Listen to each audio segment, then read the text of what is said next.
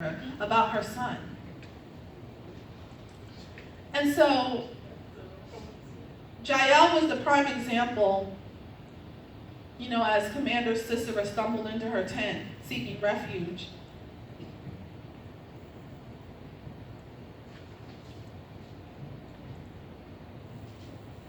So the point the revelation that I got from that is that, the enemy is going to stumble.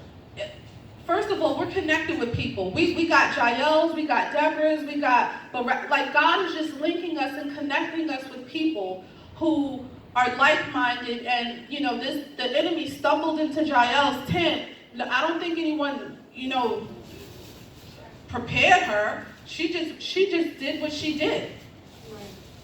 And I just see how the enemy just stumbled into her tent. He didn't know where he was going. Wow. And so I just see that, as the enemy stumbling into our tents, the people that God is connecting us with, it might come through a phone call, it might come through an email, it might come through people on our job, it might come through people in your school, but the enemy will stumble into our tents.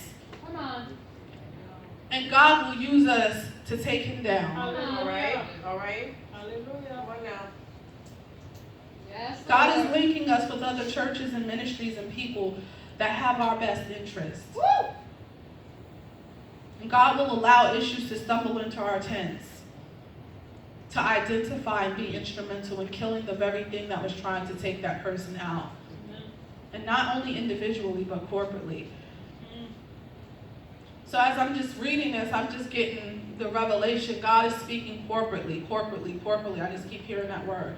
Corporately. He's doing something corporately. Amen. With the body. Yes, Lord. So we're not fighting by ourselves. It's like, oh, you're going to battle. There's 10,000 people behind you. That's right. Amen. That's what the linking is for. That's what the unity is for. Because I guess whatever's before us, we're going to need to be united. Hallelujah. It's a good thing when God gives us revelation about our sisters and brothers' enemies in their lives, and we're able to kill the very thing that's trying to conquer them. Prayer, unity, and love in the body is so very important. And we're in a place where God is uniting us like never before and changing the face of the church, allowing love to be our language. We're constantly growing in love. Constantly growing in love. God, help us to love. So the culture of the church is moving away from tradition, rules, and the to-dos and don'ts. And is evolving back to its first love, which is relationship. Hallelujah. Where the disciples gathered, broke bread, worshiped, danced, preached the gospel, and created friendships and brotherhood.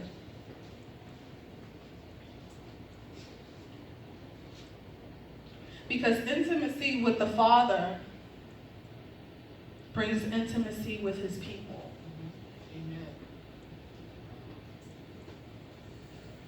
Where people are gathering and connecting more on a personal level, where God is allowing his love to be poured through us and out to his children. He's calling us to be people who re-represent his nature and deity. Jeremiah Johnson says that the church is crumbling because we are giving people keys of authority who quit on intimacy. So it's a constant going after the heart of the Father. I remember one Christmas years ago, I was in a church called Abundant Love Christian Fellowship. They were awesome. And this was in Washington, D.C. They were Jewish, and they were just radical. Little house.